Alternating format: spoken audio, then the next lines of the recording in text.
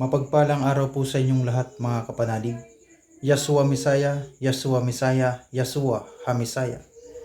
Mga kapatid sa pananampalataya, mga kapatid kay Kristo Jesus, atin pong ibabahagi ngayon ang isang pangmalakasang dasal o panalangin po. Ito po ay upang kontrahin, upang hindi po mangyari ang mga binabalak or pinaplano po ng ating mga kalaban. Ito rin po ang pinakamabisang proteksyon para po hindi matuloy ang plano or mga masasamang banta sa ating buhay. Mahalin po ng lubos, isa isip at isa puso ang panalangin na ito upang tayo po ay kasiyahan ng banal na Espiritu Santo. Atin pong simulan. O Diyos, pakinggan niyo ang daing ko. Ingatan niyo ang buhay ko mula sa banta ng aking mga kaaway. Ingatan niyo ako sa kasamaang pinaplano nila.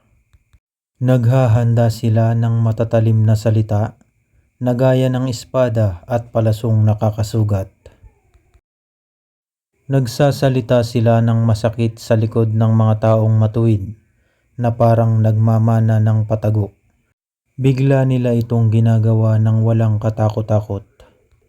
Hinihikayat nila ang isa't isa na gumawa ng kasamaan at pinag-uusapan nila kung saan maglalagay ng bitag. Sinasabi nila walang makakakita nito. Nagpaplano sila ng masama at sinasabi, napakaganda ng plano natin. Talagang napakatuso ng isip at puso ng tao. Ngunit papanain sila ng Diyos at bigla na lang silang masusugatan. Mapapahamak sila dahil sa masasama nilang sinabi. Kukutyain sila ng mga makakakita sa kanila.